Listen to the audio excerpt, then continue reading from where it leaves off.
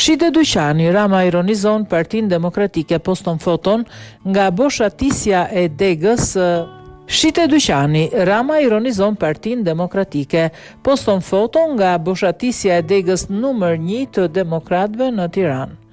Teksa zgjedhjet e pjesme të 9 nëntorit në 6 bashki të vendit për kryetar bashki afrohen, kryeministri Edi Rama ka nisur ironit e tij ndaj Partisë Demokratike. Rama ka publikuar në rrjetin e tij social Facebook një foto që tregon Degën numër 1 të demokratëve në Tiranë, e cila ka dalë në shitje. Kujtojmë se Partia Socialiste ka shpallur Ogerta Manastirliun si kandidatet socialistëve për Bashkinë Tiranë, ndërsa opozita nuk ka shpallur ende asnjë kandidat. Kryetari i Partisë Demokratike Sali Berisha tha dje pas mbledhjes së kryesisë së Partisë Demokratike do të mbështesë figurat jo politike, teksa u bëri thirrje e qytetarëve nga shoqëria civile që të shpallin kandidaturën e tyre nëse janë të interesuar.